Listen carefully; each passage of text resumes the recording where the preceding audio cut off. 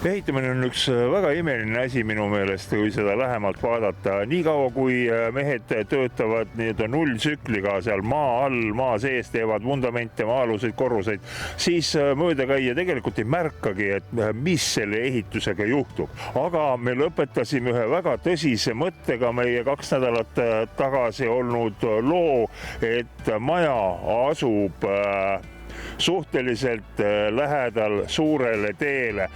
Nii nagu näete siin Sakus Tallinna maanteel on liiklust hästi palju ja käis meie jutust läbi mõiste akustika. Seepärast täna me siin objektid nagu pikemalt ringi ei vaata. Me läheme firmasse, kes tegeles selle maja akustika probleemidega. Nii nagu me pildis nägime, siis Tallinna tänav on tõepoolest Sakus küllalt suure liiklusega. Kuidas akustikud arvestavad nüüd seda liiklust maja projekteerimise käigus? Me arvestame seda müra kaardistamisel. Me kaardistame müra spetsiaaltarkvaraga, kuhu me siis paneme ka sisse teed koos nende liiklussagedusega, piirkiirusega, raske liikluse osakaaluga ja siis sealt tuleb see erinevad müratasemed. Et kaardistades me teemegi 2D-kaardi, kus on siis näha müra levik tsoonides ja teeme ka tegelikult 3D-kaardi sellest hoonest, kuhu me siis arvutame juba täpselt müratasemed sinna hoone fassaadidele.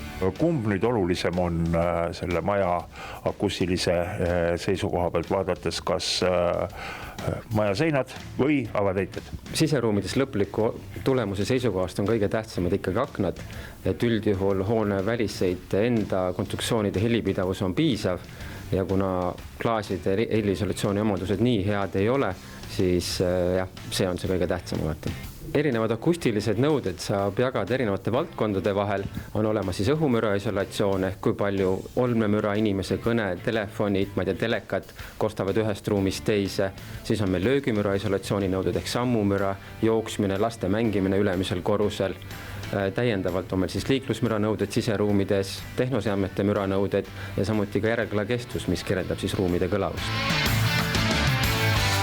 No nii, seda, kuidas seda maja akustiliselt planeerite, see on meil nüüd selge ülevaade on olemas ja kui täna on juba esimese korruse seinad osaliselt püsti, siis 2 nädala pärast, kui me taas siia tuleme, läheb juba teise korruse montaaž, nii Harri objektijuht mulle siin ütles ja siis räägime nendest paneelidest natukene, mis siia ülemisele korrusele pannakse, käime tehases vaatamas, kuidas neid toodetakse.